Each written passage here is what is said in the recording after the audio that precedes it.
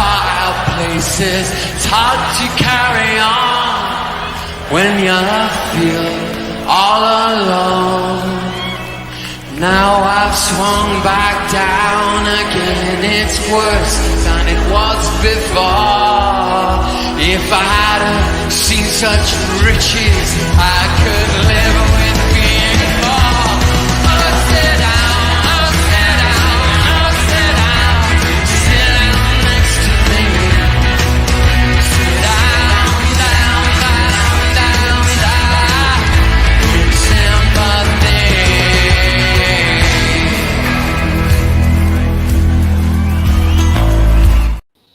Big up. Yes, FIFA goalkeeper, mate. I haven't blocked you. I don't know if anybody has, but Mama will find out. That's for sure. But if you have, that channel has been blocked, mate. I apologise because I don't know why it would have been, but it is what it is. Sorry about that.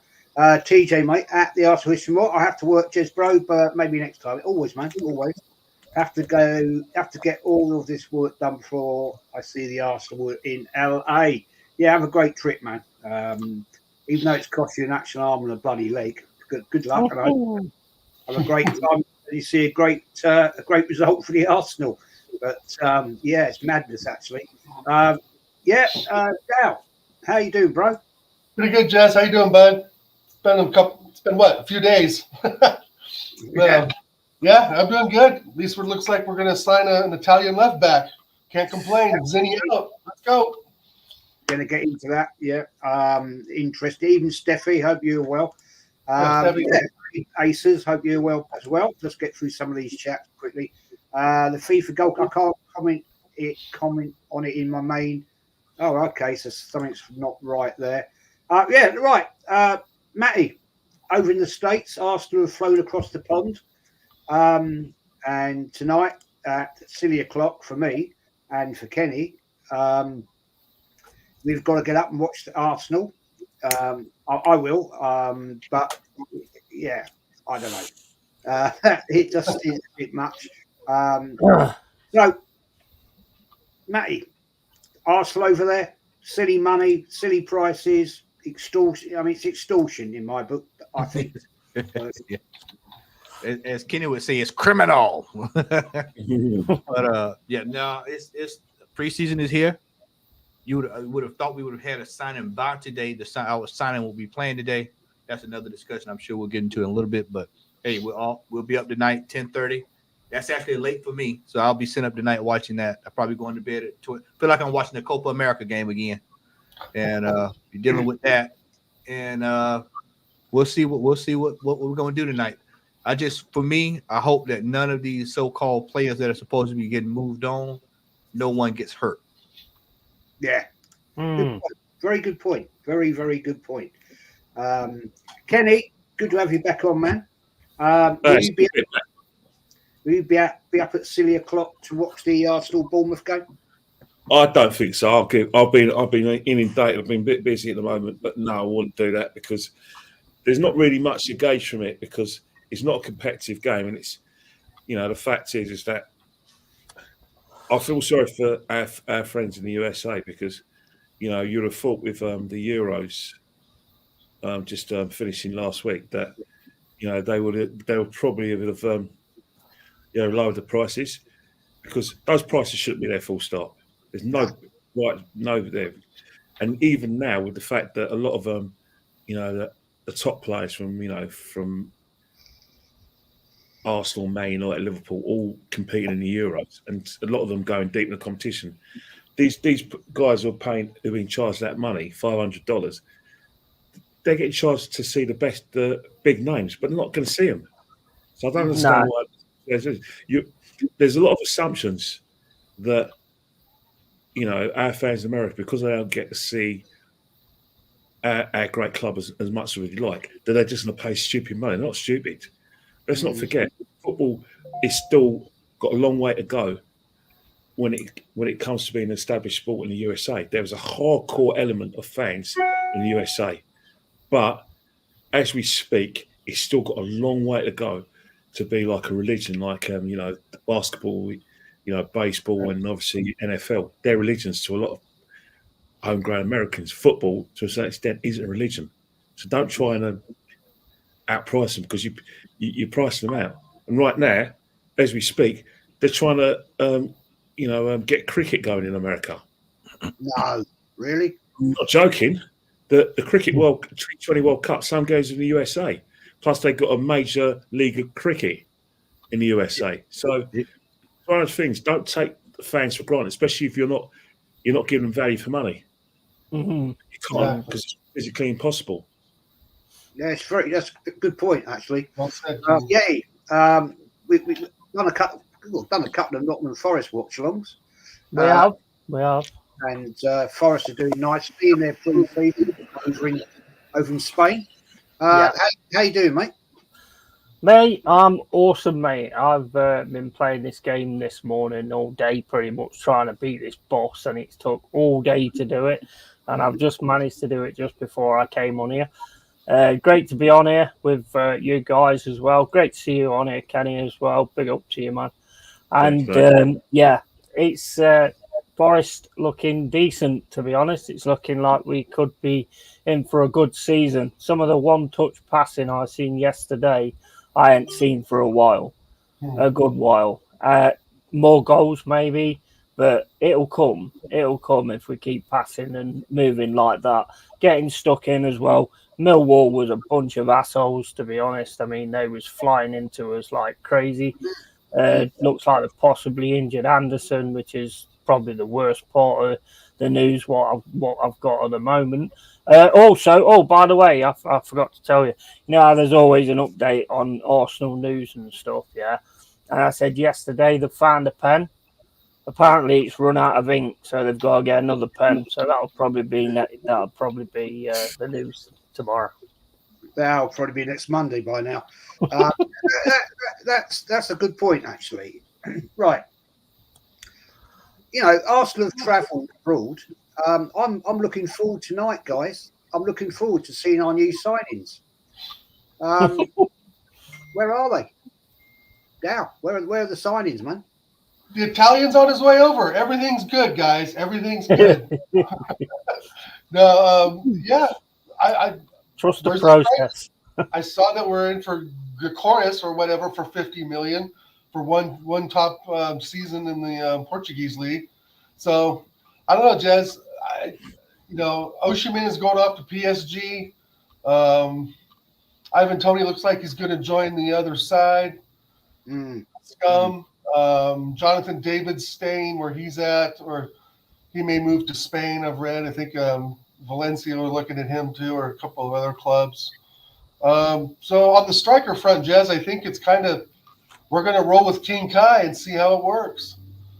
I'm not overly excited, but if he can continue on from what he ended up last season and maybe start off this season with a bang, then I'll have some confidence. But right now, I'm not so sure. I just don't think this Italian left back kid, as good as he may be, he had a decent Euros. I'll give him that. But like we've talked before, you can't always judge a player fully because they have a decent Euro, right? Who really watched him in Bologna? Not this guy. So I'm hoping he comes good. I'm sure he'll pick up. But we've got to ditch Zinni. If we can recoup the money for this cauliflower kid, we got to sell Zinni and definitely recoup 25, 30 mil, even though he's not really worth that in our eyes. But if Bayern Munich are still after him, if he's still on their list, let's get the deal done. Good. Yeah, it's a good point. Matty, apparently, breaking news that cauliflower, whatever you want to call him. Cauliflower. Is we've agreed it in principle. So looks like the deal will be done. Now, the thing is, Matty, why couldn't we have got it done before this? Because that player, now, if we'd done this a week ago, yeah, he'd be on that trip out to America, and he'd be gelling with the team, the squad. He'd be getting to know the teammates, who he's going to be playing with, blah, blah, blah. Why can't we do this, mate? Why is it Arsenal can never do this? Pre-season, we should have players in there, right, that are gelling, getting to know the tactics, getting to know the manager, getting to know their teammates, the trainers, the whole kit and caboodle, mate. Why can't we do it? One word: Edu. Edu, Edu, Edu, Edu, Edu. Jez, I can't tell you how maddening this transfer window has been for me as an Arsenal fan. It's been, quite frankly, one of the worst transfer windows that I've seen so far, thus far up to today. I'm up to right now as we're talking. Mm-hmm. This player, we were linked with this player right before the Euros. Brother, why I'm at the same question. I know you asked me the question, but I don't understand why it takes so long for us to get stuff done. Other teams have signed 4 and 5 and 6 players. You talk about Nottingham Forest, they've gotten their ducks in a row. They're over. They're playing Elche and everybody else. They're taking care of business. Everybody else is going on about their business, getting prepared for the season. Prepared for the first game of the season. Arsenal are still trying to get deals over the line. Transfers that people that we were linked with, they've moved on. Nico Williams is on his way to Barcelona. Every player outside of this Calafiore deal that we were linked with, all those players have moved on. People are coming out. They say, "Well, Jokeris is the next. We're gonna pay $50 million." No, they told us $100 million for the buyout clause. It's already been established. Any player that we're looking for right now is going to be a mountain to get the deal over the line. If this deal, Calafiore deal, had to go through this much trouble, which, by the way, I want to keep hammering this home so people understand it. Basel has to get their money so they can pay Roma their money. This is why it's such a haggle right now with this deal. Arsenal has to pay the money because Basel's got to pay their part of the money if the deal happens. So until that happens, yeah, they can agree. How many times have we seen deals agreed in personal and it collapses? We've seen this before. So until the man's on Arsenal.com holding up the kit, or he's, wherever he is with the kit, that's still up in the air. But why are we responsible, Matty, for Basel's debt to Roma? They can't. There comes a time where they have to cap that price. You know why? This is what happens from Bologna. This is what happens when you go into these deals with these players that got 2 and 3 different things. Right. This is Edu's doing, because had he initially took a look around the player to see how this deal was going to break down, he would have already saw this. Who's to say he's not already seen it? But this is what I'm saying, is that we don't have proper men or proper establishment to go out here and scout these players, look to see what deals are attainable, what deals can we get done quickly. The way you would think we're signing a world-class player with how much haggling this deal is taking place. True. I mean, this is like you trying to get Mbappe in or something. You're trying to make sure every loose is tied up. We're getting in a guy that's going to come in and play left back. It's not even a striker. This is not even a striker, which all of us on this panel have said that we needed. So what's going to happen when it's time for us to go look for a striker? Each year we go through this. It's over and over and over. You would have thought, Jez, that with not buying anybody in January, he would have already had a list of people who we would be looking at getting to bring in. But instead, we're sitting here at the 11th hour trying to rush people in. Who's to say, we got players that's playing tonight that's supposed to be moving on. They're saying Reece Nelson's got it. They say Eddie and Ketty. These are guys that's playing tonight. Now, what happens if these players get hurt? That just throws the deals up in the air. This is the problem that I didn't want us to have coming into the preseason. I wanted us to have the team that will prepare to go at City, ready to go. But instead, it's going to be a piece here, piece there, piece here, piece there. Then it's going to be deadline day frolics. And we're going to be sitting here trying to, see if anything comes over the line. So, for me, it's just another feather in the cap of Edu's mismanagement of trying to bring in players in these negotiating rooms and embarrassing himself again on the world stage. Fact. Big up Liontekz. Thanks for joining, mate. Big up, mate. Big up, Jez, for having me, man. And big up to everyone on the panel every time, bro. Yeah, it's a pleasure, man. It's a pleasure. I've just started some good comments, actually. One from Vic. And I'll come back. I'm going to come back from AFC Always and Mike England. There's some good comments there which I want to address as we go through this. Kenny, what the hell goes on at Arsenal, mate? I mean, why? I mean, this deal could have been done 2-3 weeks ago. Mm. We just heard Matty say, so they've got you've got Bar's got payroll, right? If they just Arsenal just pay the sodding money, then it's done. Hello. No, Yeah, you go. I think what's happening is that it's all to do with like the money that that's got to be agreed between Bologna and Basel. I mean that's the most important thing. And two, it's just the valuations are always a bit off when it comes to Arsenal. Arsenal never have knowingly giving them clubs the full money, but it is going to get over the line, just like it was Declan Rice. Last season West Ham went at 115. Arsenal only offered 90. Then they offered 95. Then he went up to 100. And then they reached a compromise to go to 105. And I think the same thing's going to happen here. The club want the player player wants to come, but it's just they're going to have to they will meet each other halfway to valuation. But in terms of what Matty said, about what Edu's been doing, it's ironic, really. And I think I think the answer to a lot of our questions on why there's been no discernible business this season.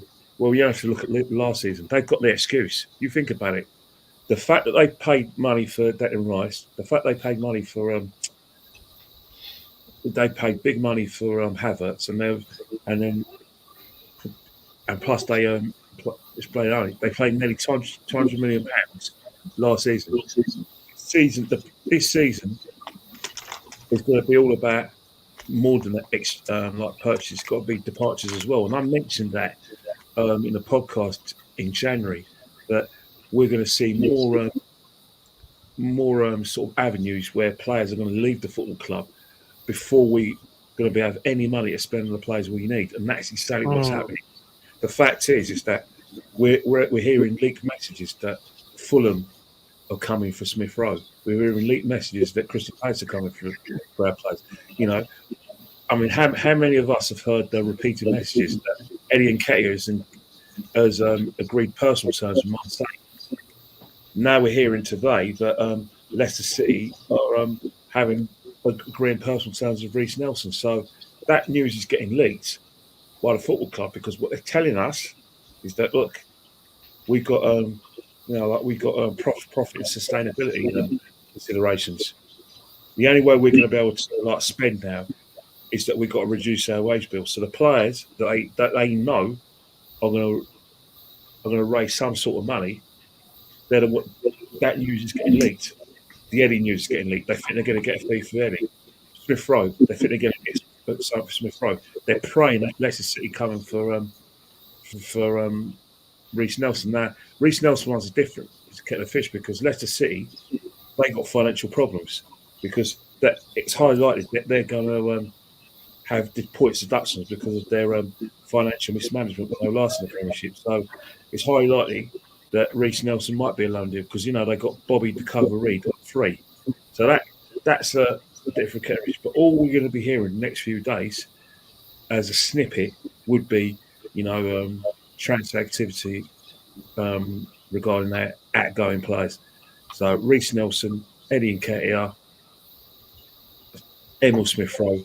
The minute they're out the door, I think the club will feel, oh, we've got them there. They're going to go on a last-minute spending spree. But the only player that they seem to be interested in is Calafiori. But Mick Arteta has gone on record to say that the squad's really short. What's he saying? He's basically saying, if it goes pear-shaped, don't blame me, blame the board. They won't give you money. I can't get rid of these players. It's all intertwined. Right, like he's had 750 million. They don't give him money. Well, but that's exactly what he's going to say, because they're actually not lying to you when they say that the profit sustainability considerations are do have to come into come to the fore, because they're actually right when they're saying that. Only it's inconvenient for us, but the seeds were applied last season when we spent all that money. That's what they're going to tell you officially. And the Q&As, and I know some of our fans do go to the Q&As, especially our level-headed fans. That's exactly what they're going to be told by whoever our CEO is. They're going to talk about profit and sustainability. I promise you they'll mention that. But Yeti, your club, right, has been doing business. Yeah. Oh, what's it, Anderson and Anderson, we've got Moreira, we've got Mikolenko, I think his name is. I keep forgetting his name. And we've got the goalkeeper as well. And we're now looking at Ismail Saw as well as another one to come in, because Elanga may be leaving. Ismail Saw's one of them players I've always liked the look of as well. So, yeah, I mean, and the thing is, we've done like a load of deals in one set go as well. Why do the teams have to just work on one at a time? And I personally think I think what Kenny said there was spot on. They're waiting for their players to be sold. But in that case, you need to stop overvaluing players that ain't worth that kind of money, because Nketiah ain't worth 30 million. If anybody can tell me Aaron Nketiah is worth 30 million, then go for it, because I'm all ears. Yeah, but you've got a lot of Americans, mate, who are going to be paying a lot of money to watch Nketiah play. Yeah. Not this American. All for them. Not this guy. Will be a true surprise when he starts tonight. Liontekz, thanks for coming on, mate. First time on my channel. Thank you for joining us. This good question here from Anthony. Give me your opinion on this, mate. Question makes you think, if Nelson goes on loan, right, to Leicester, yeah, why in the hell did we turn down for 25 million from West Ham? Sounds like the board of crap at maths to me. Yeah, I mean, why? We could have sold it for £25 million. It'd have been gone. Yeah. Mate, give me your thoughts on it. First of all, big up to having me on the show, Jez. Thanks for having me. And big up to Kenny, Ken, Matty, Dow, and Yeti, and everyone in the chat, first of all. Well, the reason why that is, Jez, yeah, because we got the Chuckle brothers in charge. Because at the end of the day, yeah, we all know Edu can't negotiate shit, basically. He can't. Like, they just look at him, he comes into the boardroom and they just laugh at him, bro.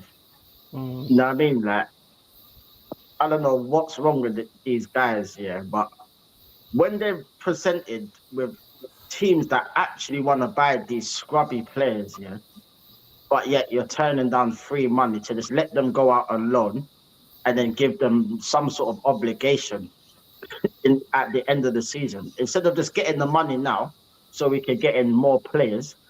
Yeah, their nonsensical thinking is, oh, you know what, we'll just loan these players because we don't know how to negotiate, so we'll just send them out on loan. You can have a season, then you know what, they'll be like a new signing when they come back, innit? That's what's gonna happen, bro. Like, it's the same old crap, bro. We've seen this so many times, just like, how many times have we seen this? Like, how many years did this happen? And nothing's gonna change, bro, unless like we get proper recruiters and proper people on the board, like footballing people that actually know what they're doing. Then it's always gonna be this Mickey Mouse nonsense here with these players. Like, it's mad, bro, because like we've wanted to get rid of these players for so long, yeah. We get the opportunity to, and we're turning down money. Like, who in the right mind, yeah, would pay Axel Foley 50 million? Yeah. Like, you wouldn't even pay him 50p to go down the road to the shop, right? Let alone like paying 50 million. Like, I don't know. I think like loads of these people, like, they're on drugs or something, man. Because like, they're getting high off their own supply or something, bro. I don't know what's going on with these men. I really don't, bro. It's madness, Jez. It's mad. It's a joke to me. I mean, Jez.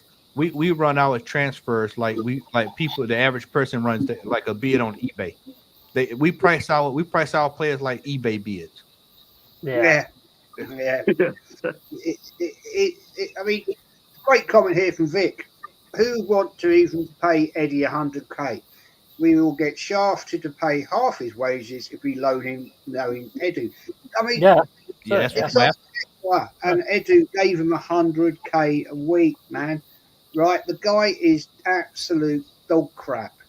Yeah. Dow. I'll do a round robin on this one. Sure. I just don't see the mathematical. Look, I'm not going to purport to be a great mathematician, right? Yeah. I know 2 and 2 makes 7, but that's what Eddie does. That's the way Eddie thinks, right? Edu, man. That is the way he thinks, yeah? Because at the end of the day, why in God's earth would you, when they did that, gave him that extended contract and gave him 100,000 a week, and now we can't get rid of it because nobody wants to pay that money. Yeah, Right. And don't forget the icing on the cake was the 14 shirt as well. Yeah, true.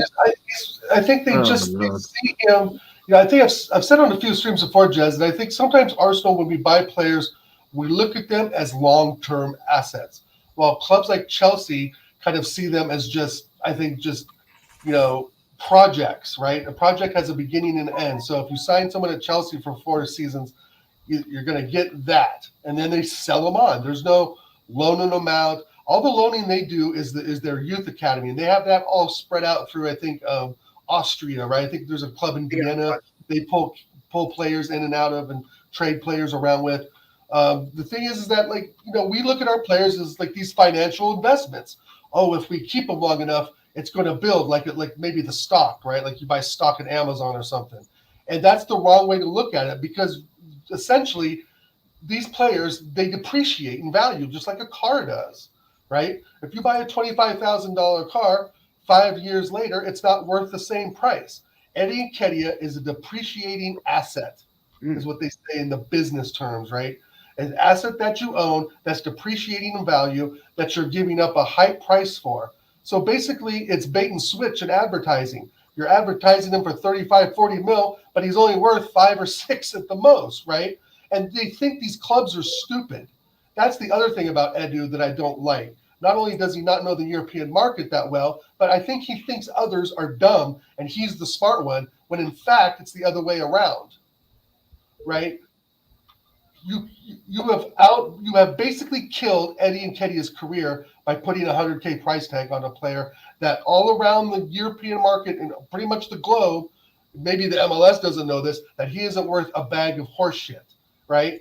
So it's basically bait and switch, right? So if someone comes in to buy him, let's say Ipswich, they want to spend 35 million, then that's their fault. That's on them because they're not doing their homework. And hey, 35 mil, I'll take it. But the fact of the matter is, Jez, is that we have stunted this poor kid's career by putting that price tag on him and seeing the results and still continue with it. And so eventually he's going to get lower wages because everyone knows that he is not worth $100,000 a week. So even putting that kind of pressure and that kind of price tag on his back, again, I've said it twice now, it's keeping his career from going where it should be. And I think he should play at some club. Football, you mean? Ipswich, a good switch. What's that? Pub football, do you mean? That's where he belongs. Sunday League. Whatever. Yeah. Okay, the Championship League, League Division 2, wherever. But the fact is that we are stunting his growth professionally by having 100K on a player that we know is not worth it and the rest of the market knows not worth it. And it does nothing but impact him and keeps him on the bench. It's not his fault he gets 100K a week. He probably has a good fucking agent. So yeah. I feel like we've, as much as we think he's dog shit, we know that he can't score, he can't run, he can't do A, B, and C, but he's still a young player that doesn't really kind of deserve the treatment we're really giving him. 100K a week, he's got a big smile on his face, but he knows he's not worth it. Yeah. I think, Matty, I think this is a good question from Jason. surely Joss and Stan have to have some sort of idea or to question what's going on with Edu and the way he does business. Do you think that's a good point? I do. I think it's a very good point. I'm gonna bring this up. I brought this up yesterday on Northside's channel. I'm gonna ask this same question. What was the amount that West Ham wanted us to pay for Declan Rice in the January transfer window of the year we got him? Does anybody remember what the amount was? It was okay, Donna. You're fine. 75 million euros. What did we pay for him? What did we pay for him? 105. That's how stupid can we be? How stupid does this man is Edu? He immediately paid 65 million for Havertz and proceeded him to play out of position for about 20 games there. Cost us a season in effect. He re-upped Reece Nelson onto a new deal. He hung on to El Nene, just kept El Nene. And El Nene's out there this morning struggling in the Olympics against U23s. And then you look at Eddie and Ketia. You string him up on a new deal. Suarez sat in the team for years. Look at all of the players that we're turning out money. Like as Tech said, we're turning out the money on players. This is ineptability. This is a man that's out of his depth. So surely, see, this is why I said this year is the year of reckoning across the board. And I'm not just talking about as far as a lot of people think I'm talking about Arteta. No, I'm talking about all of it. Because this is year 5. 1, 2, 3, 4, 5. We were sold the process. We're past the process now. As I heard before, the process was with second place, 2 second place finishes. So when you look at what we are, why are we still spending money on Europa League players? We're past that. People are saying, well, there's no world-class players. No, but surely there are better players than what we've had to get us to where we are. There are good players out there. This man has mismanaged almost $1 billion. $1 billion American dollars has been paid over to Edu and Arteta to fund transfers. This is why sometimes I go in on the Conkies, and then sometimes I don't, because they've given him almost $1 billion to play with. And we're right back in the same situation we were when Wenger left this football club. We're right back in it. Next year, y'all, somebody put it in the chat earlier. A lot of these players are going to be out of here. They're going to be out of here. And guess what? We're going to be sitting right back in this same situation, because most of them, A, are going to leave because, one, we got to pay them to leave, and 2, we're not going to be able to get an adequate amount of money for these players. So that's another mismanagement in the transfer window. Another feather in that cap. We're not capitalizing on our players leaving. I think Ola put in our group chat the other day where Monaco sold all these players, and it was almost total 400 million euros. And it was on a handful of players they had sold. But the amount of money that they made on those players justify, okay, yeah, we see what you're doing, and we see why you're doing what you're doing. But when you look at Arsenal's outgoings, it's like I put in the group yesterday: buy now, pay later. Everything buy now, pay later. And surely, if I'm sitting there, if I'm the accountant, I'm looking at this going, well, wait a minute, man, we're paying you X, Y, and Z. But then you're coming back to me and next year saying y'all need more money, but I'm giving you $1 billion. So where did my $1 billion go? This season is going to be the season that a lot of things are going to finally get answered, and a lot of stuff is going to come to light. Because if we've competed for the last couple of years, in their head they're thinking, well, we should be right back at the table. And then when we don't be at the table, they're going to say, well, why is the money that I've paid? Because this is how American owners work. They'll look at how much money they put out, and then they'll look at where they are. So when they're not in second place next year or first or competing for anything, they're going to start saying, well, why? I paid the money for it. And then now that's when you'll start seeing stuff starting to fumble, starting to come down. Because a lot of people will say, well, when are they going to realize it? They're going to realize it this year. Because one thing I keep telling y'all, and I told y'all this last year, these American owners, when it comes to their money, if they don't get any return on their money after about 1 or 2 years, they're going to start looking at people. And this year, it's going to be the year, Edu and Arteta, because if they sign one big player, and this is one reason why I think Edu will not go out and sign a world-class player, because if they go out there and sign that player, it then holds him responsible. And now the light has been cast on him. And so far, he's just trying to navigate little small things to just kind of make it look like he's busy. You know, the guy that we've all worked with, that just, he really doesn't do anything in the office, but he'll just kind of do 1 or 2 things in the office. Yeah, he just kind of make it look like he's doing something just so the boss. Yeah, George Costanza. Look, Matt, you look busy. Yeah, that's all this is with Edu, is that him and Arteta are just trying to make it look like they're busy so that they don't get the light doesn't get cast on them. So that's why I always say I don't think they really want to get a player that really can, a personality, somebody can stand out a big splash, because then it would require them to be held accountable for their actions. Oh, that's a good point.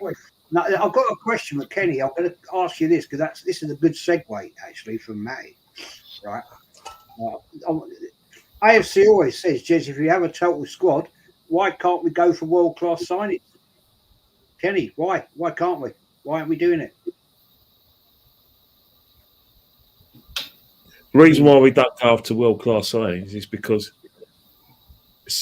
we don't want to go into an auction with other clubs. Because you know how there's this, Lee Dixon a few years back, he used to come up with this saying that when Arsenal call you, it's a different knock. That's one of the things. Yeah, that was in when it is. Of course, it's a different knock. Lee Dixon joined us from Stoke City. Of course, it's a different knock if a Stoke City player gets a phone call from George Grant to come from Arsenal. It's the same with Steve Bold, who joined him from Stoke City. Yeah, of course, it's a bloody different knock. Is it a knock like that, or is it a knock like? Yes. No disrespect. Since we've been in Emirates, that different knock hasn't happened. We've gone into auctions for players, and lost for reasons known to ourselves. They've gone elsewhere. When Chelsea were in their pomp, Chelsea was a preferred option to Arsenal. Man United at the time as most of the time been a preferred option than the Arsenal. Man City's now a preferred option. So we can go for the world-class players, but again, it has to be a situation. We've got to get in there early. Most importantly as well, the players have to believe that they can win big trophies at Arsenal. Because the other day, footballers get paid a lot of dough. Anyway, especially the top players. But there are very few players will go to a club and just think, right, I can win trophies. Majority of them will go for the money. But if you're a world-class player and you're already commanding that sort of salary, it has to be, if you can think and win things. And Arsenal are going to go in auctions. We got Declan Rice early because he wanted to come to Arsenal. He knew he'll get into the team. He says, right, a young manager, youngish players, I could be a leader in that team. I'll be fine. Kai Havertz, basically Chelsea gave us to us and begged us to take it off their hands because they had the profits and sustainability. Kai Havertz went, well, I'm joining a better team than the team I'm in now. No brainer. You know what I mean? Timber, no disrespect. Dutch players, and I say it respectfully, they're walking to England because they know they're going to treble their wages. Because the fact is, but what we're seeing with a lot of Dutch players is that the Eredivisie is not as strong as it was before. So we think these players are world class, and when you get them, you think, oh bloody hell, man. They're like too lightweight for the club. And Man United have been the victims of buying players for the Eredivisie. But in terms of Arsenal, the players are there. We can go for them, but we have to accept that we're in competition with the big clubs in England and maybe a few in Europe. So, as I said before, the money's there to go for them. However, this season, it's about outgoings as much as incomings. And right now, dare I say it, the players that we're trying to get rid of are not the assets that we had when we first at the Emirates. Sleb, asset, increases wages. Nasri, asset, increases wages. Fabregas, asset, went and win trophies at Barcelona, won them, increased his wages. Adebayor increased his wages. All these players, Van Persie went and won trophy at Man United, increased his wages. These players that we're trying to get rid of, we're already paying top dollar. They're not assets. So, and they're not going to go to big teams. They're going to teams where they're the next level down. But what happens when you go to teams with the next level down? They can't afford to pay you Arsenal wages. So you're going to have to buckle your belts up. If you want to see world-class players, you've got to hope that Edu and Arteta basically just say, look, I'll give you anything, just get lost so we can get our players in. Well, I say, respectfly, those players at the moment are holding the club to ransom. Because unless we get rid of them, you're going to be seeing the players you want. That's my point. That's the point. That's why I thought this is a great question from AFC always. Marseille are interested in Nketiah. I can't see Marseille paying $100,000 a week. I can't see it, Kenny. Well, yeah, the reason why you can't see it is because the fact is that they're not really in the market to pay him that wages, because the reason is that he's a player that they want, who they think is going to do okay, but £100,000 a week. I don't know who's the highest paid French players. He's not. Now, Marseille had PSG. The PSG, 100% would be able to afford his wages. But as I said before, he's not an asset to us, and PSG are not going to get that player because he's not. He's the sort of players that we were selling in the early part of the Premiership, or even as far back as 2000 when we sold Petit to Barcelona and Overmars to Barcelona. Got to remember one thing: when Arsenal are selling players, you've got to ask yourself, is this guy an asset? And is he going to increase his wages? Because it's easy to get him out the door. At the moment, the players we've been trying to get rid of aren't assets. They're going to clubs where they're not playing in the higher echelons of European football as we are at the moment. Hence the fact they're going to be hard to get rid of because the clubs, the teams want them, but they can't afford to do business and give them their wages. So you're in a situation where you're having to let them go. Hopefully, wait until they go on a free, then they go. That's a territory we're going to be in. We could be in with Eddie. Right, and that's what my point was, Kenny, before, is that we'll sit these players for 3 or 4 years. Their careers dwindle down. They get put in football purgatory, and then somebody snatches them up at Marseille, and they're going to be paying them $25,000 a week. Hey, Dad. But that's the thing. You tell me that there's no such thing as a player, especially at their age, who are going to go and reduce wages. It's not going to happen. That's the problem we've got at Arsenal. We're not the Arsenal we were when we first moved to Emirates, when we had genuine assets that clubs want. At the moment, if we have genuine assets the club want, then we wouldn't be competing for what we should be competing, either the league and the Champions League. The players, the assets we need. You know what I mean? Right. You have to blame management. As a neutral, Yeti, I'll ask you this, mate. Is this prior to a Super League with teams across the ocean on a regular basis? Super League, hope not. What do you think on that one, mate? It's a good question. Yeah, good question. 100%. 100% that is. It is, sorry. They're going where the money is. It is going to go like the NFL, where they bring games to England and all this and the other. That is definitely on the line for what they're going to do.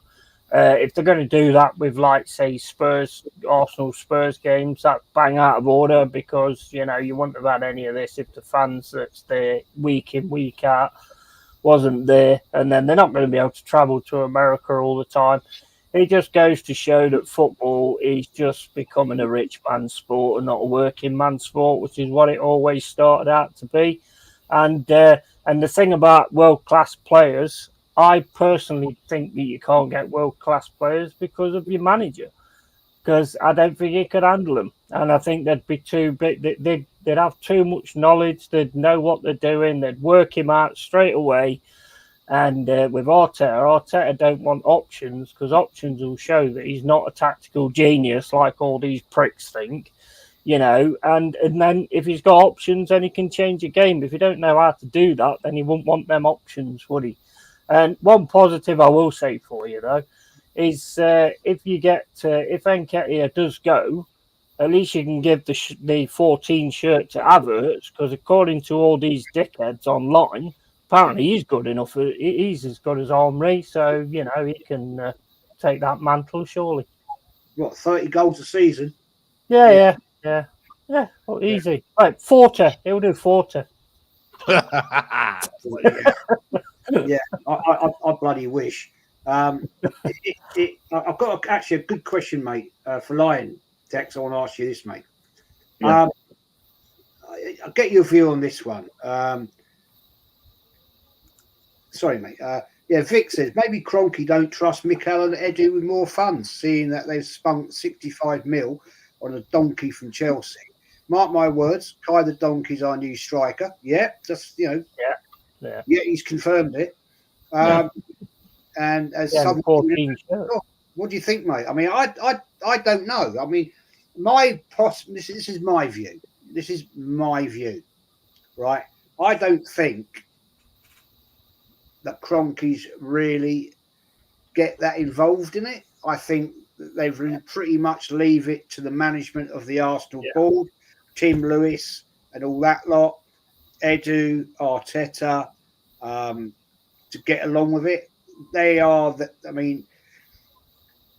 it's the Kroenke's money, but it's actually Arsenal Football Club's money if you really want to get into it. But they're there to actually sanction it. And they'll say, yeah, okay, yeah, we'll release those funds along with the board members. What do you think, mate? Do you think they've actually lost faith in Edu and Mikel? Well, it wouldn't surprise me if they did, because look at the amount of money they've wasted. Like what Matty said, like nearly $1 billion they've had here, but yet we're still complaining about having no world-class players. Like, we still ain't got a striker yet. You know what I mean? Since we sold Aubameyang, well, we didn't even sell Aubameyang. We gave him away. Yeah. Since we gave him away, we ain't had no striker come in. And before anyone says Jesus here, he ain't no striker. So that doesn't even count. You know what I mean? So, like, the Kroenkes are probably seeing it like, yeah, I'll just let them do what they're doing. And then when it all goes tits up, I can just sack them. You know what I mean? Because eventually they're going to get sacked. And I can't wait for that day, to be honest. Because that day I'm going to have a party. I'm telling you. It's going to be beautiful. But, yeah, I think, like, I think I've mentioned it once before on a stream before, like, they don't deserve any more money, if I'm being honest. Because look at the amount of money they waste on players. Like Kai Havertz, for example. Instead of going out and buying a proper striker, they thought in their minds, all right, we'll just buy Kai Havertz, someone that flopped at Chelsea, someone that all the Chelsea fans that I speak to didn't even want him. None of them rate him. But yet, it was like, oh, Arteta will unlock King Kai. But yet, you'll put him in midfield for like 12 games. 12 games, you know. 12 games is a lot of games in the season. To play a player out of position. Yeah. Oh God, yeah. It's the same as like when they played Party at right back. It's no difference. You know what I mean? And then putting Gabriel on the bench, and then Gabriel comes back into the team when Timber gets injured. Or maybe Saka will play at right back this year. He did for England. He might do. He might do. You know what I mean? God knows why. God knows why. But it's mental, bro. It's mental. It is, man. If I'm Reece or Eddie living in London, playing for Arsenal 100k a week, I'm not leaving easily. We're stuck with them. That's the problem. When you give these people these high wage levels, right, it is very difficult to get them out the door. Now, this is my theory, and it's just my theory, right, about attracting players to the club, right? And I firmly do believe in this, and I'm going to get your opinions on this one, right? I don't honestly believe that Arteta or Edu have the ability to attract the best. And the reason I say this, right, all these players that we've let go or kicked out or whatever under a cloud, yeah, Ozil, he's retired now, Aubameyang, yeah, these players have gone. Lack of threat. They all talk amongst their teammates. It's a family, yeah. They're in the top 1% footballers in the world because they are professionals.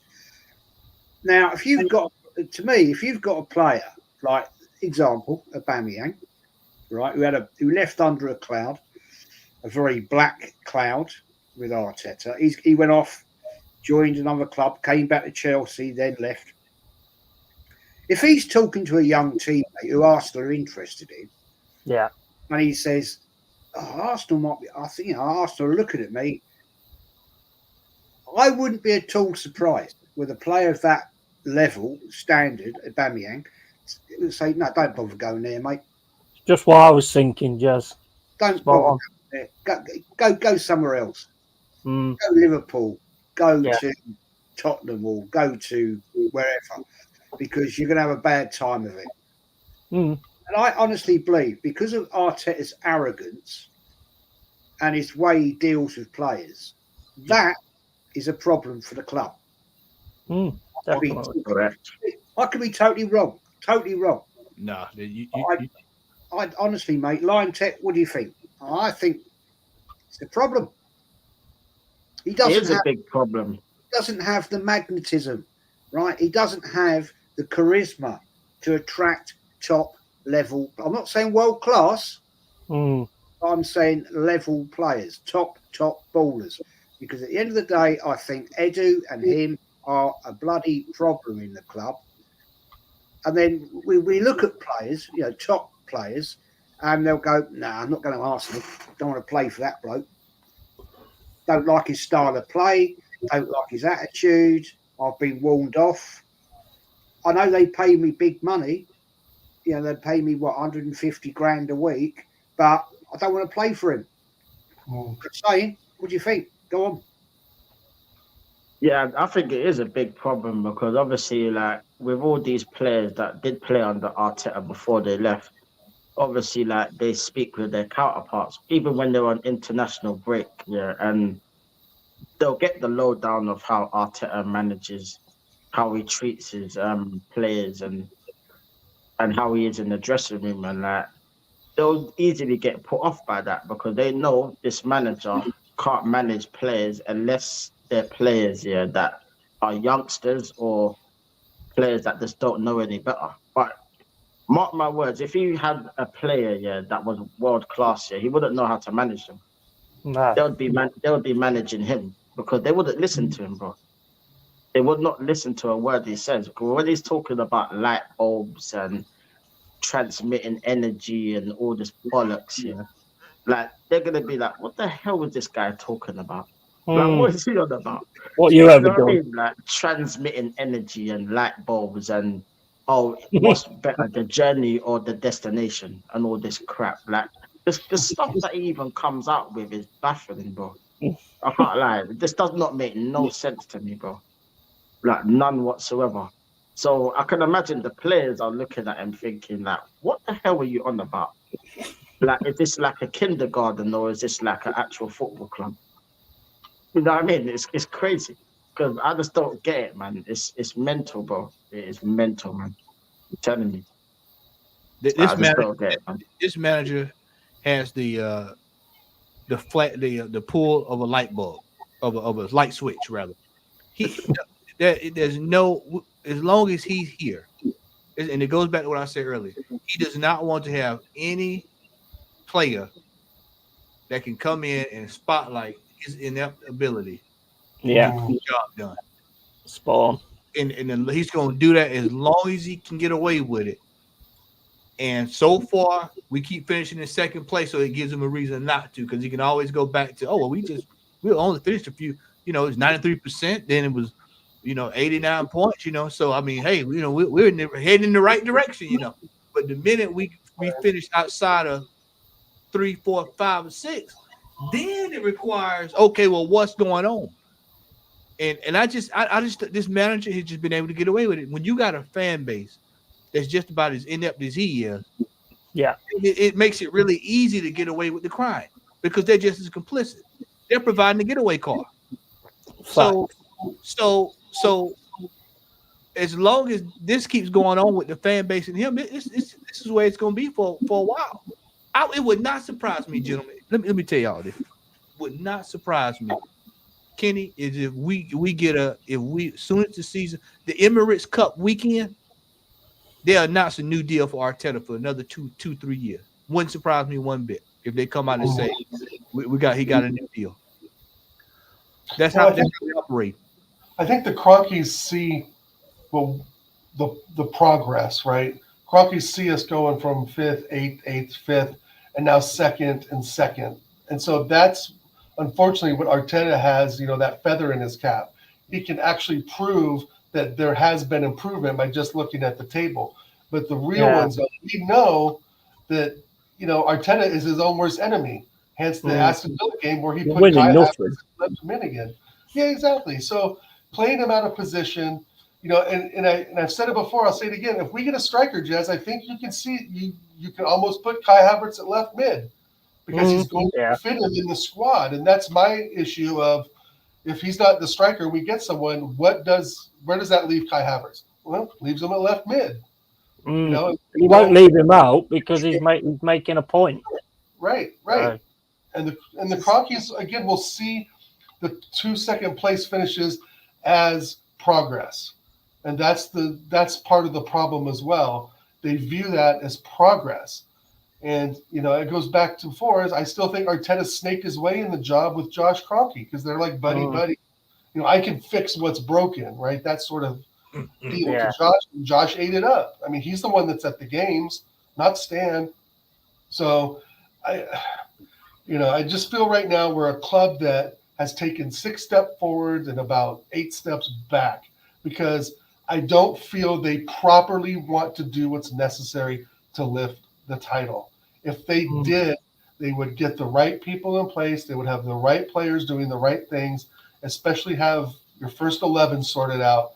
Other than that, to me, it's just, again, another PR stunt. Yeah. I want to see how bad they want to win it, Jez. How bad does Edu want to win it? How bad does Arteta want to win it? And like you said before, without Arteta winning anything, there's no pull for any top players to come there. If he would have won last season, and maybe the season before we went on some sort of double run, then I think we would be seeing some better world-class players coming in. So I agree with you on all points, Jez, that the rumors get out, that Arteta isn't winning anything. Here's how he treats his senior players. Here's how he treats his academy players. Gives them big salaries, and then doesn't play them, and then they're just basically in purgatory because they become no names. Did you leaving? We just lost another academy player. I was going to bring it up, Jay. And then did you see the fan base? They vilified this young man. They vilified that young man. They always do that because he wants to leave. Went to United, right? Listen, he wasn't getting into the first team anyway. So why are they vilifying him for? They've never seen him play anyway. I want to see if Nwari gets in the team. I mean, we played 30 minutes last season, and he says Nwari may be a piece to the puzzle this season. I don't know, but as long as Eddie Nketiah is getting $100K a week, again, it's stunting the kid's growth. He's not going anywhere. He's a depreciating asset, and he's going to have to take a decrease in pay, obviously, if he wants to have a career. And that's Arsenal's fault, and it's on Arsenal for pricing him that high. If you would give them, 35, 40 grand a week, there'd be other clubs for something for them to look at. And then Nketiah's expectations wouldn't be so high either.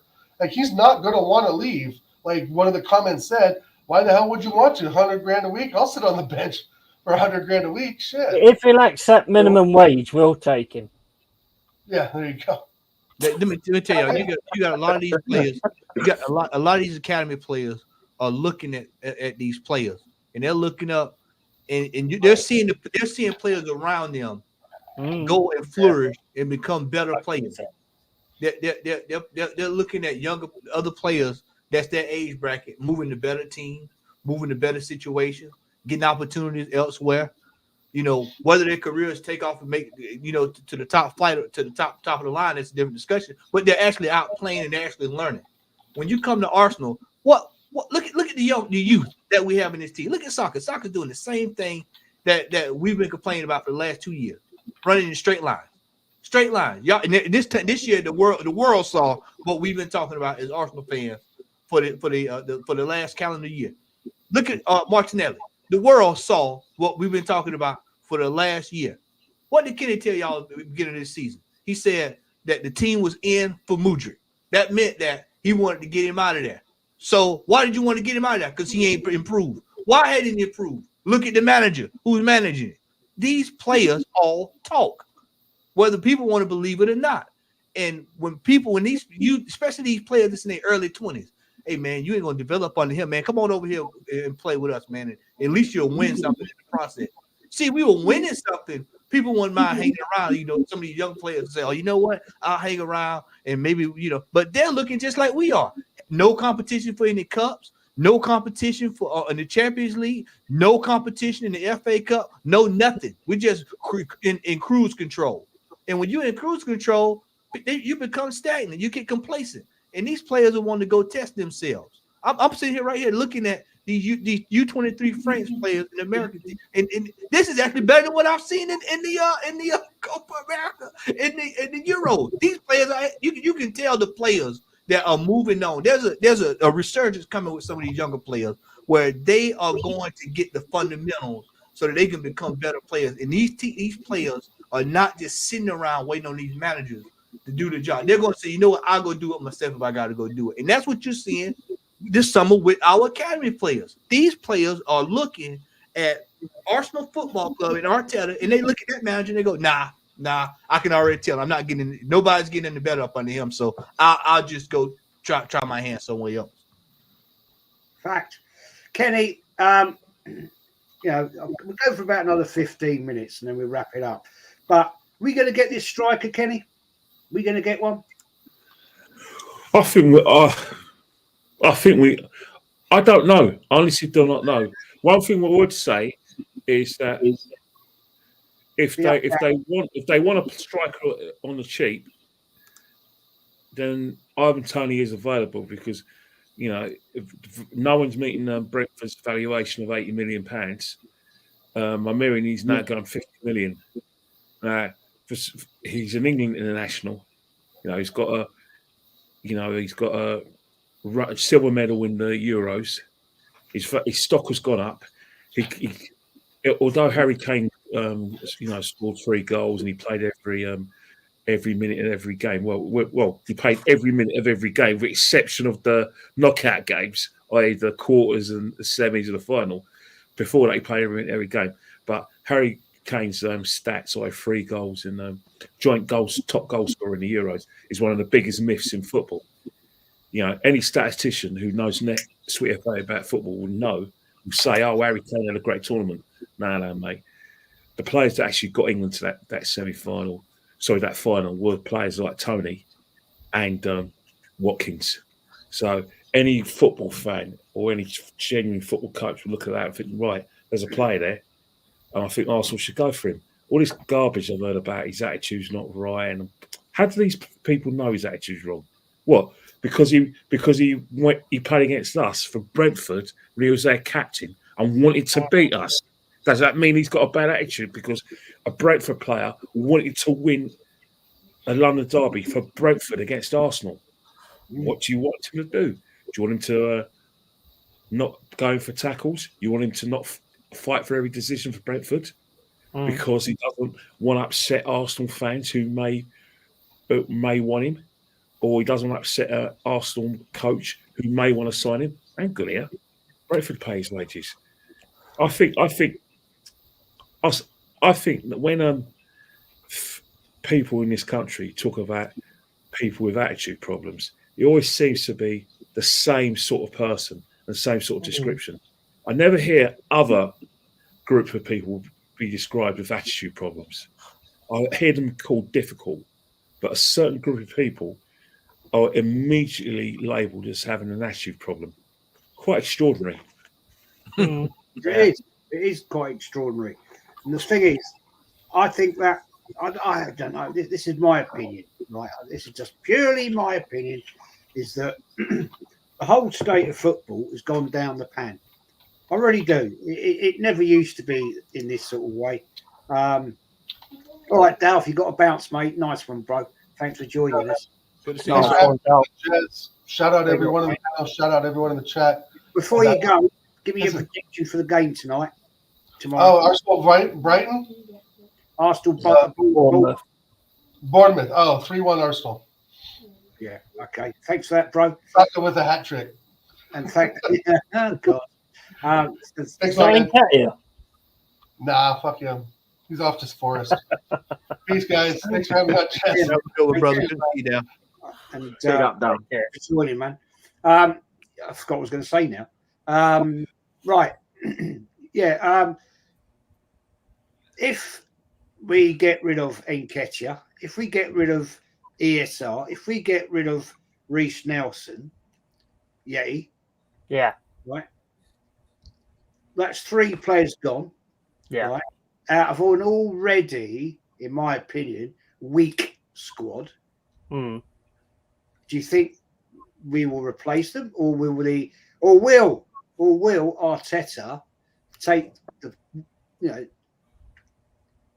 the chance on academy players, a bit like Klopp did last year? Yeah. Do you think he'd do that? I don't. I can't see it. To be quite honest, I can't see him doing that. I don't think he's that advanced in what he's doing. I don't think he's advanced in anything. To be quite honest, I think he'd probably struggle doing some Lego, to be honest. But as you know, I don't like the guy anyway. But the thing is like, if you get rid of those players, and the way it's looking, they're probably going to be more loans than sales.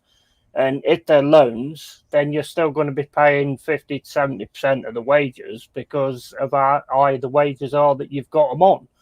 So they're still going to be sort of tagging along, but you're not going to have them. And the thing is with your lot, right, you've got an awesome first 11. I mean, let's just clear that up. You have got an awesome first 11. Mm-hmm. But as I've said before, if you got lucky last season, you didn't really have that many injuries. You got Timber, I think, went out for quite a while. Tommy Asu a few times. But if you get any major injuries in that team, that's it, man. That's it. Game over. Because there's no way on that bench you've got the coverage for it. And I can't see him using like players from the academy. I mean, he's only talking about Nwaneri. He's not spoke about anybody else, has he? So he hasn't got them in mind. Because otherwise he would have said, "Oh, we've got Nwaneri, we've got Billy Bob Thornton, or whatever names you've got in the youth teams." Got a new England under-21 goalkeeper. So yeah, what's that about? Yeah, we love buying goalkeepers. Maybe he'll be on the bench. If that's an interesting question. Liontekz, right? Now let's talk about this goalkeeping situation, right? David Raya, right? We bought him. He's going to be our number 1. Good, okay. I haven't heard anything. What's happened about Ramsdale? No, nope, that's true. What's happening there? What was he? Strange situation.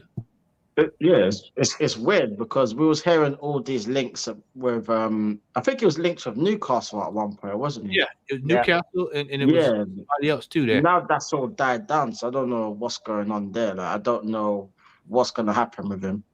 Like, but personally, he needs to go anyway, regardless, because when you got a goalkeeper that can't even concentrate for 90 minutes, he ain't gonna be no use to you, bro. You know what I mean? So like, why are we? This is what I mean about this club, yeah. Why are we just keeping these players and just letting them linger around like a fart? Like, it's crazy. Like, we have signed 7 goalkeepers in 5 years. I got. And you know the worst thing is, Matty, he let the best one go when he first came in. He let the best one go. Well, look at all the players. See, this is why. When we talk about this whole 5-year deal, look at the turnover in players, and then you find yourself back in the same situation Because remember when they came, everybody was talking about toxic contracts. We got all these Ozil contracts. Well, we've got 11 of them now. We've got 17 players over 100 mil. Yeah. So that's more of the same. We've got more of the same.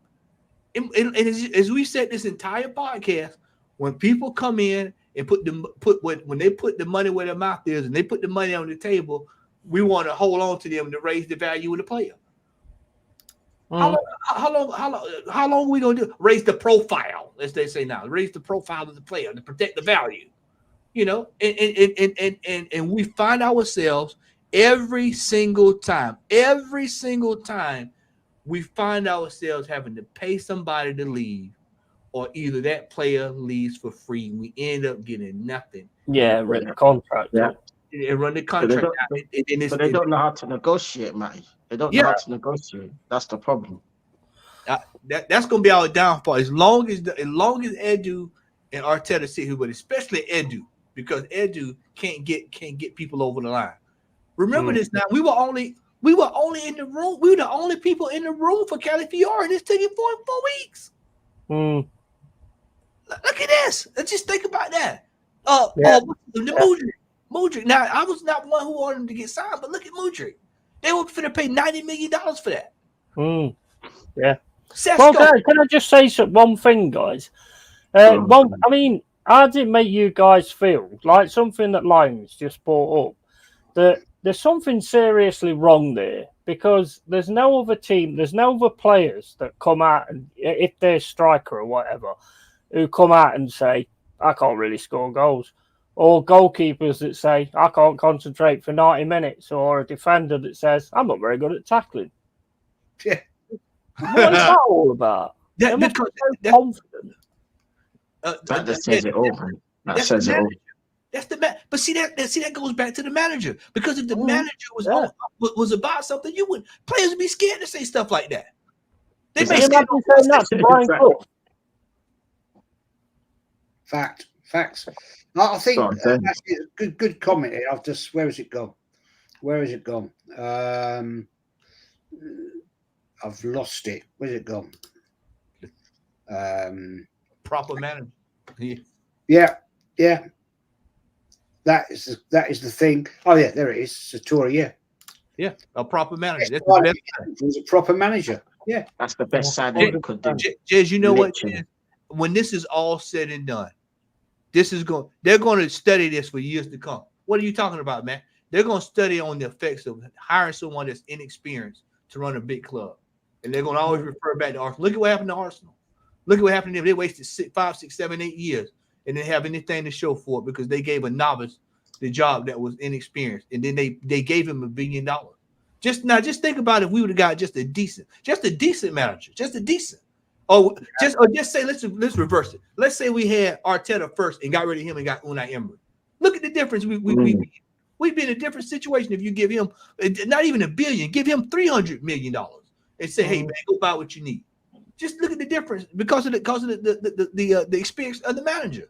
This manager has set us back a decade almost. No. He's improved. Trust the process, guys. Trust the process, people. Trust the process. Come on, man. I mean, where's Kenny? I mean, mate, you're there week in, week out, right? Yeah, and you are on the ground with the troops, right? You know, in the stadium, you get the atmosphere. Right. If it all let's I just want to throw this question to you, man. If it all goes horribly wrong, is the worm going to turn this season? I think there'll be undercurrents, but on a whole, it depends how loud the discontent is. There's a few people that not. The worm only turns when our mindset goes from being happy to finish second to City to being a team that demands to win trophies, demands to win the league, and it's set and sees trophyless seasons unacceptable. At the moment, our mindset is that we've had Arteta has made certain fans fall in love with the football club again. Arteta has sorted Arsenal Football Club out, and that we are so close to winning trophies. Until we're out of that mindset, and we're in the mindset of the majority, everyone on this panel, then the world won't turn. No. You know, it's a long, long way, but you can never say never. You know, you don't look at politics. 5 years ago, Conservatives won with a massive majority, landslides. All of the big constituencies in the north of England and the working class constituencies of the West Midlands and East Midlands all went Conservative. Look what's happened. They've all gone back Labour in 5 years. So look at now. Right now, the mindset is we did. You know, it's not a disgrace to finish second to Pep Guardiola's Man City. Pep Guardiola is the greatest boss ever, even though we had two great opportunities to win the league. We were actually it was actually in our hands 2 seasons in a row. People are thankful the fact that we were in that position to actually have it in our hands. That's how Arsenal fans feel. But if Arsenal don't win the league, if Arsenal go, it'd be very interesting if Unai Emery's Aston Villa finishes above us, if Unai Emery's Aston Villa win a trophy, i.e. somehow get to a European Cup final, I wonder what their mindset will be then. What if by some kind of divine intervention, Man United start, doing well and they become City's challengers? You can never say never. You should never say maybe their mindset will change, but at the moment the mindset is so fixated on what a great job Mikel's done, what a great young coach he is, what a great team we have, and how we nearly won the league. Then we're in a situation where they'll be fine if we go another year without the trophies. They'll be more than fine, and they'll find loads of excuses. Right now, they're hanging their hopes on Man City getting charged for the 115 charges. They're hoping that they get deducted. They're hoping that all sorts of things happened, because right now their lifeline is we didn't win the league because Man City cheated. Yeah. Right. Yeah. Well. Yeah. I've got no opinion on that. I think it's going to whittle its way down to a negotiable level. Personally, I just think they're going to get a massive fine, which they're not going to give a two tosses about, because at the end of the day, they've got more money than they know what to do with. Well, I mean, they're still signing bloody good players. I mean, they're after the Spanish lad. 68 million. That's what I'm saying. I mean, they're still signing players, even though they're under that. I mean, I would have thought if you was under that kind of thing, then you should have an embargo. You shouldn't be able to sign players and things like that. But they're just getting away with anything. And if you want my opinion, when the worm turns, the only time the worm turns is when you have the most awful season you have had ever. And you really do screw it up. And you get a few injuries. You don't build up the depth or anything like that. You get a few injuries and you have an absolute diabolical season. And I think that's the only time even these bellends might actually wake up. It's a good point. I don't want that, but... No, you don't want it, but it would work in getting rid of it. But before we go, I just want to give you opinions on this.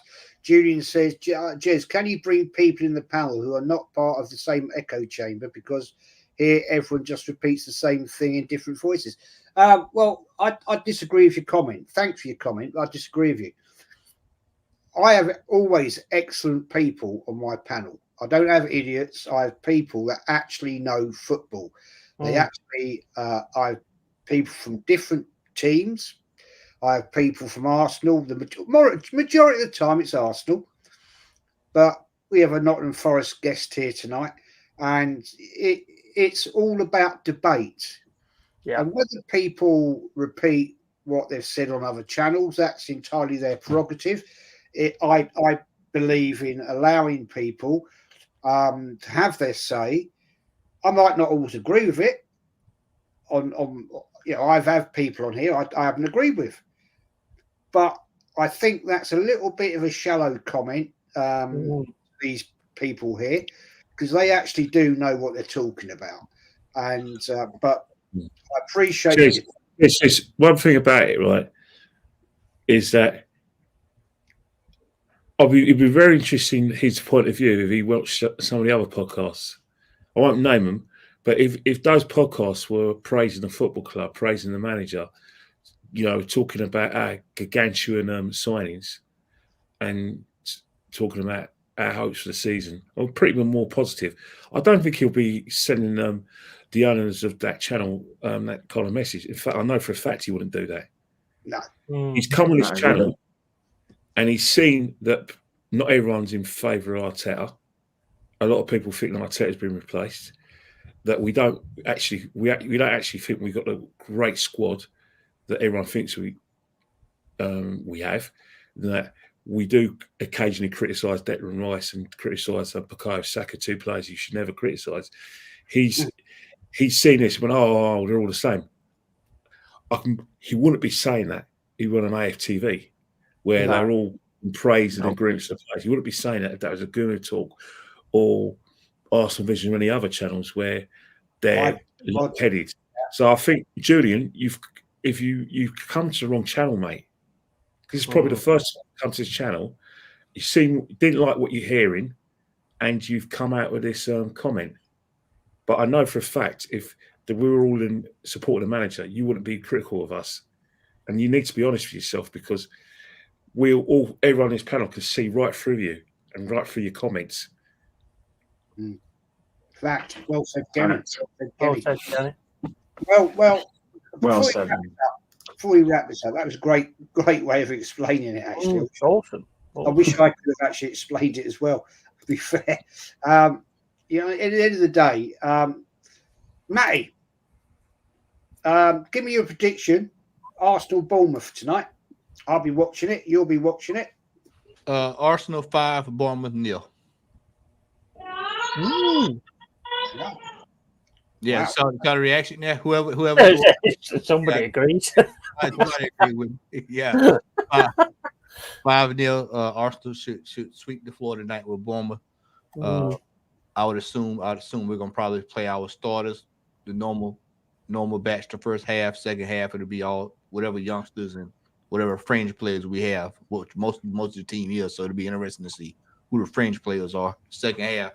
But I suspect they'll probably try to put on a show tonight, and Arsenal fans will go into delight on Twitter, talking about winning the championship tonight based off of that performance. So, do you think Nketiah will start tonight? Absolutely, he'll start tonight. Yeah. Yep. Kenny, give me your prediction, mate. Arsenal and the Bournemouth. I think Arsenal will win about 3-1, 3-0. And it's going to be things where it's going to go from one extreme to the other. If we lose, the fans are going to go mad. If we win, fans are going to, think that we're the best fixture side spread and we're that challenge. The fact is, just enjoy it, put your feet up, and see it for what it is. I think our most important consideration this season is new signings, getting ready for the start of the season. Yeah, and accepting that. Unfortunately, with the Euros, you're not going to see the best of Declan Rice. You're not going to see the best of Bukayo Saka. You're not going to see the best of Kai Havertz temporarily, because of the fact there's more games. At this moment of time, the PFA and the Premier League are trying to zoo FIFA because of the amount of football that's being played with the World Club championships, where they're going to have multiple games. Players can't do it. So just got to see it for what it is. And I just hope, and one thing I would say, any young player that's making a name for himself and does well, enjoy what he can, because you won't be seeing him getting in their first team. Yeah, true. Yeah, 100%. We saw that last season, Kenny, in the preseason. We saw players that did outstanding in the preseason last year. Never heard a peep from them. Never heard a peep. Yep. Absolutely facts. Yeti, neutral view. Give me your prediction. Arsenal, Bournemouth. I think it'll be a tougher game than what you think it's going to be. I don't think it's going to be 5-0 or anything like that. I think Bournemouth have got a manager who knows what he's doing. He gets the players playing in a certain way. You know, they're not an easy team to take down. You know, they had a very good season last season. And I think they'll obviously relish the fact of playing Arsenal as well. I don't think you'll still win it, but I would go about 2-1. Okay, fair enough. Darren's gone for Bournemouth 2-2. Yeah. Arsenal, fair play. Liontekz, mate, give me your prediction for the game. Arsenal, are you going to watch it? Are you watching it, or are you working tomorrow? No, I'll watch it. I'm not at work tomorrow. I'll say about 3-1. I'm going to say. If Axel Foley plays, he's more than likely going to scumbag a goal somehow. I don't know how he's going to do it, but he might just like get a little tap in or whatever. The usual crap that he does. And then all the fans are going to gas him up like he's the next, I don't know, the next Thierry Henry or something, man. So it's just the same old story, bro, isn't it? And then they'll be like, oh, we should sign, we don't need a striker. That's the next thing they'll say. We don't need a striker. Yeah. We could keep him. He's the number 14. He's the savior. Yeah. I just can't wait for that guy to leave, man. Because when that guy leaves, I'm doing an epic stream on my channel with that. I think everyone will. I think I'm telling you. And everyone's invited, man. Everyone's invited. Because I'm telling you now, it's going to be a party. It would be. Yeah. Vic says, Darren Sullivan, with us having Mikel and with Villa and the way they are building with Emery, I wouldn't be shocked if they finish above us with Mikel, even top 4, if not guaranteed, if you ask me. I totally agree with that. It's definitely doable. Let's not forget last season they kind of ran out of steam there towards the end of the year. So, I mean, they're making some moves. I think I heard today. I don't know if y'all heard, but I think João Felix is on his way over there. Yeah. I mean, they're not playing around this upcoming season. And let's not forget Newcastle is going to be healthy this year.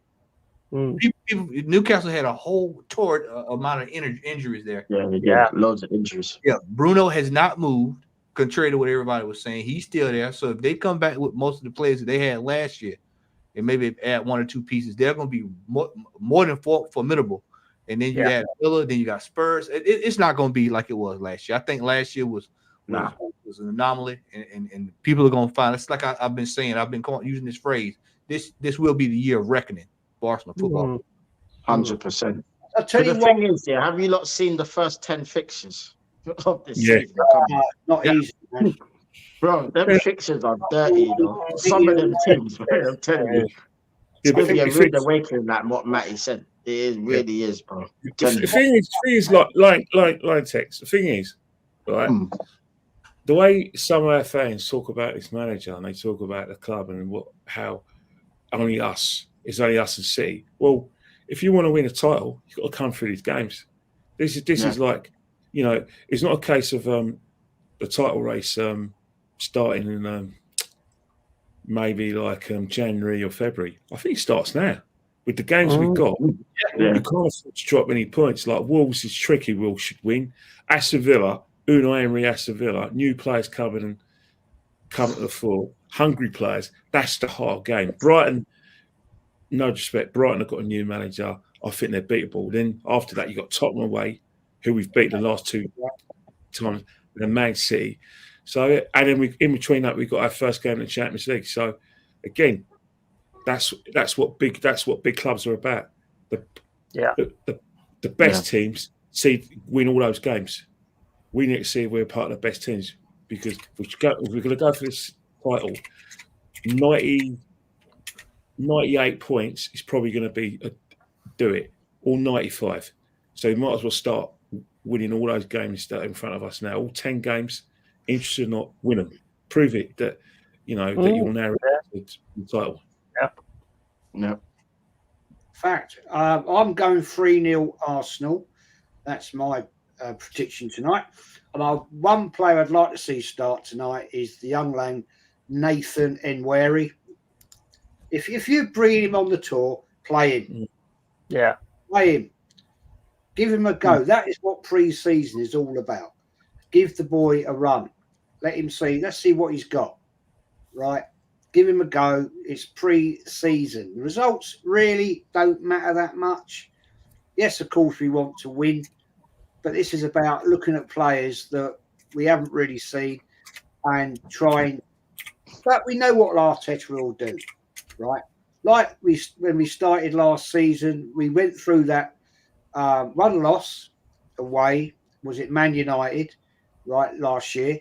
And then what did he do at the start of the season? Put Party at right back. Interesting. Interesting. Why didn't you do in the pre-season? Arrogant idiots. But there you go. Hendon says, good evening, Jez and Arsenal. Well, big up to you, mate. Matty, Kenny, Yeti, Liontekz, and all in the chat and watching. Sorry. Big up, mate. Jez, one thing I will say, though, mate, you've played Football Manager, and on Football Manager, it does say that Party is a central midfielder, CDM, and a right back. Yeah, but he wasn't very good. He wasn't a very good one, was he?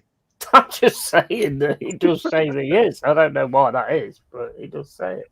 Yeah, that's probably. I think that's our Arteta managers. I think he actually plays Football Manager at home, and that's how he actually manages the team. Yeah, it wouldn't surprise me. Can you imagine it? He's just looking at his playing Football Manager, going, "Oh, wait a minute, this guy can play right back." I'll stick him there. Well, if he's as good as I am, he won't last. Yeah. You know what I'm saying? I got sacked after 8 games. There you go.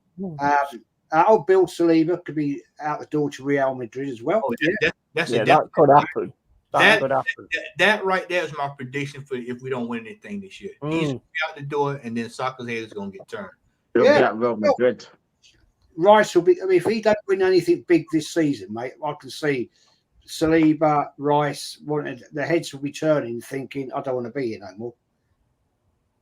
Yeah, I mean it's a reality that a lot of people hadn't thought about, and I keep harping back to the pain that the English players felt this year. Now we all know that Spain deserved to win that, but we also know that was a championship game for a lot of those guys, and so the not winning trophies, and in our case, the double down with soccer, 2 years running, you don't win anything, and then you go to the Euros, you don't win nothing. There comes a point in each player's career where the money don't matter. They just want to have honors. They want to win something. And these players are going to start looking around. You look at how Mbappe was treated at the ticker tape parade. And then you look at Foden, you look at City, they're having a good time. They're winning trophies. And then you look over at Arsenal. It's, hey, man, hey, keep your head up. We're moving on. We're fighting. But for what? We hadn't won anything. I'll say it again. Some of these players, gentlemen, have been on this team for almost 6-7 years and hadn't won anything. They're going to get tired of it after a while. Well, you don't. As I said last night on Yeti Street, these players are the top 1%. Yeah, and they want to win trophies. Their careers are relatively short. Let's put it right. So they want to win silverware. And if they're not going to win it here, they'll go somewhere else. Van Persie did it. Oh, absolutely. He didn't like the direction the club was going under Wenger, so he pissed off. Hey, Jay, every player that Kenny named when he was talking about assets, all of those players left to go win a trophy. And all of them left to win a trophy. Yeah, exactly. All of them won. Anyway, guys, going to wrap it up. Thank you, everyone in the chat that's joined us. Thank you for that. Smash the likes. I always forget to say that. Matty, thanks for joining, mate. And where can we find you, mate, on your socials, please? Southern Gooner here on YouTube. Just uploaded our latest edition of Streets Won't Forget with John P. Apapin today. If you have not had a watch, go check it out, man. Been getting a lot of rave reviews. So far, I think everybody's favorite one is the Recoba one. Everybody mentioned it's all about the Recoba one. So So check it out with me and brother Liontekz. So we'll be getting ready to start working on the next few editions coming up soon. So Top man, thank you, mate, as always for joining. Always, brother. Appreciate the invite. Yeah, Kenny Ken, as you saw in the chat, people are loving to see you back as always, mate. Thanks for joining. Where can we find you on socials, please? Well, nowhere at the moment, but probably Instagram. So I'll probably just do one post a day, just to get myself back on the bike. But I suppose I'll be. I've toned it down a bit for obvious reasons. Obviously, majority of you know why, and I'll just ease myself back. But I am looking forward to being part of the Rat Army when the football season starts, doing the podcast with all of you guys. Obviously, with Lee as well. So I'm really looking forward to that because it's a big season. Because I don't think Arsenal fans realise how massive this season is going to be.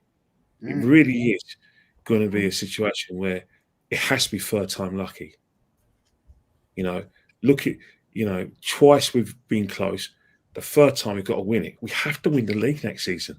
I really don't think our fans realise how big this season is going to be, because I don't think that they'll be able to. I don't think I'll be able to cope with not winning it, because there is Pep Guardiola's Man City are beatable. Don't believe for 1 minute what the purists are telling you, that they can't be beaten. Yes, they can be beaten. We should have done it and we failed. We bottled it. Facts. We did it with Man United. Yeah. Back in the great day, under Sir Alex, man, we used to go toe to toe with them. And so, I don't believe any of that bullshit about Man City. Oh, they're unbeatable with Pep Guardiola. Bullshit. Anybody is beatable on the day if you get it right. Anyway, there we go. Yeti, mate, shout your channel out, bro. Yeah, cheers for having me on. Awesome being on with you, legends. Good to see everybody back on the streams as well. It's always good chats and good fun. And kind of glad that Kenny took over and told Julian what he needed to say, because I had a few choice words, but I don't think they would have been anywhere near as good as what Kenny said. So it's Long-Haired Yeti's Cave. Do watch-alongs with Jez, which will soon be shared to this channel as well. So it's just a great fun. And I'm a Forest fan, but I do have a affinity with Arsenal because of these guys, because I know them and they're all like solid dudes. And at the end of the day, I want them to do something, because I'm sick of fucking Jez moaning in my ear all the time. So Long-Haired Yeti's Cave, drop over there. Cheers, guys. Thanks for having me on anyway. And catch you later. Thanks for coming on, mate. Always, all you guys, you're all legends to me. Liontekz, thanks for coming on, mate. First time on my channel, and you're welcome back anytime. No problem with that at all. Please, my friend, your channel. When did you start your channel? About when? How long ago? About 11 months ago. It's coming up to a year, I'd say. In August, it'll be a year. Yeah, good man. Good man. Yeah. And please, mate, shout yourself out and where your channel, and let us know all about what you do as an Arsenal fan on your channel. Now, thank you for having me, Jez. Pleasure to be on the show. Big up to all the legends here, as always. Just subscribe to Liontekz TV on YouTube. I do mostly like Arsenal content, but I do like non-Arsenal related content as well. So like the other day I done the music stream, which you was on, Jez, for a little bit. You know what I mean? That was a bit of fun. So I like doing like little random streams and stuff like that. But more often than not, it's on Arsenal. And normally when it's on Arsenal, it's a whole different energy to when I'm talking about non-Arsenal related stuff. So yeah, man. Yeah, check me out, people, man. You know what I mean? Just trying to put out the content as much as possible. Also, like, check out the content me and Matty are doing, man, because we're releasing that content. You know what I mean? The streets won't forget. No, I mean, it's a shame what happened with the Totti one. That man, that was just some nonsense, bro. I don't know what happened to that one. That really hurt, man, because that was a really I enjoyed that stream as well. That stream was epic. You know what I mean? And they took that one down, so it's unfortunate, but we'll be back in the studio doing more of that anyway. So look out for that, people, man. What happened with that? Continuing. You wait for being you wait for Sirianni didn't care. Copyrighted. You wait Wait for copyright. You wait for guys, but Sirianni didn't care. So now I know how to move. Now I know how to move. So we'll get it sorted out. That's annoying. So yeah, just looking forward to doing them videos and check out the next streams that I'll be doing. I'll just have them scheduled for whenever. So whenever you lot are free, you lot can always pop in. That's not an issue. You know what I mean? And you're always welcome, Jez, and everyone on the panel. I'm around. I'm always around. Don't you worry about that. You know? Yeah. I'm probably the only person here that's retired, so I can pretty much whatever I want, really.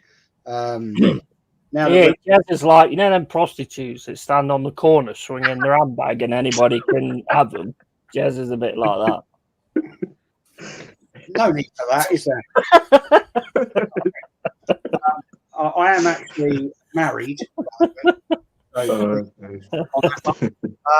Anyway, guys, thank you for joining. It's going to be interesting pre-season over in America.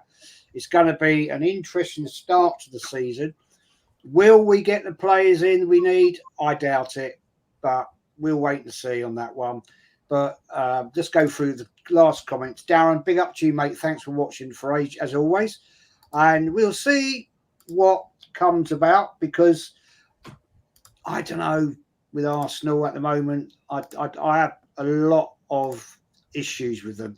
Big up, Mama. Thank you for, as always, been my chief mod. Big up, Mama. She's my manager. So I'm going to do the outro. God's sake almighty. This is what Yeti starts, you see. Get it. It's a troublemaker.